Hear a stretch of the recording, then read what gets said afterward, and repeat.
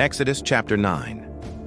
Then the Lord said to Moses, "Go to Pharaoh and say to him, 'This is what the Lord, the God of the Hebrews, says, Let my people go, so that they may worship me.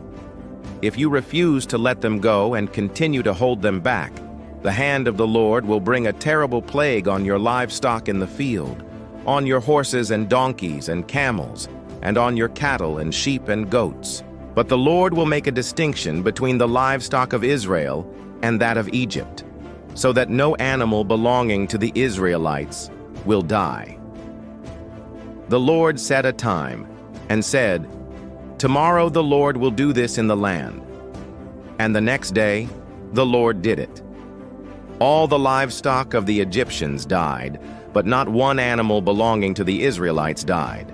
Pharaoh sent men to investigate and found that not even one of the animals of the Israelites had died. Yet his heart was unyielding, and he would not let the people go. Then the Lord said to Moses and Aaron, "Take handfuls of soot from a furnace and have Moses toss it into the air in the presence of Pharaoh." 9.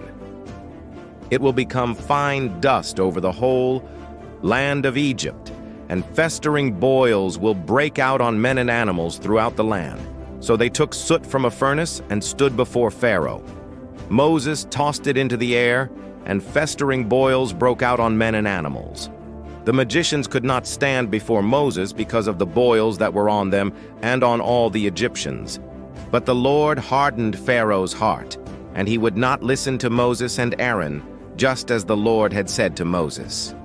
Then the Lord said to Moses, "Get up early in the morning, confront Pharaoh, and say to him, 'This is what the Lord, the God of the Hebrews, says, Let my people go so that they may worship me.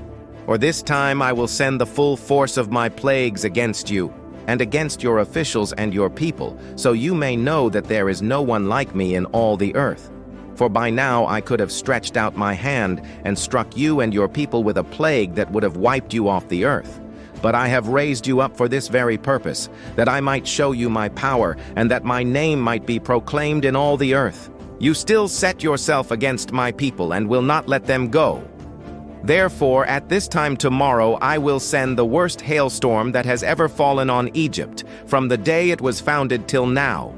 Give an order now to bring your livestock and everything you have in the field to a place of shelter, because the hail will fall on every man and animal that has not been brought in and is still out in the field, and they will die." Those officials of Pharaoh who feared the word of the Lord hurried to bring their slaves and their livestock inside. But those who ignored the word of the Lord left their slaves and livestock in the field. Then the Lord said to Moses, "Stretch out your hand toward the sky so that hail will fall all over Egypt, on men and animals, and on everything growing in the fields of Egypt." When Moses stretched out his staff toward the sky, the Lord sent thunder and hail, and lightning flashed down to the ground. So the Lord rained hail on the land of Egypt.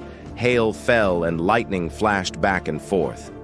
It was the worst storm in all the land of Egypt since it had become a nation.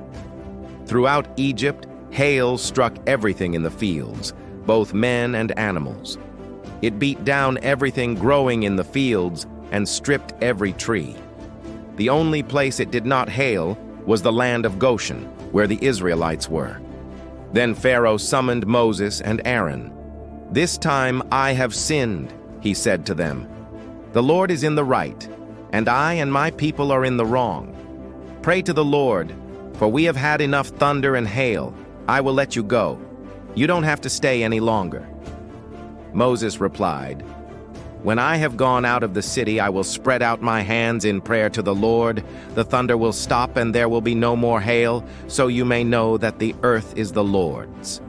But I know that you and your officials still do not fear the Lord God." The flax and barley were destroyed, since the barley had headed and the flax was in bloom. The wheat and spelt, however, were not destroyed, because they ripen later. Then Moses left Pharaoh and went out of the city. He spread out his hands toward the Lord. The thunder and hail stopped, and the rain no longer poured down on the land. When Pharaoh saw that the rain and hail and thunder had stopped, he sinned again. he and his officials hardened their hearts. So Pharaoh's heart was hard, and he would not let the Israelites go, just as the Lord had said through Moses.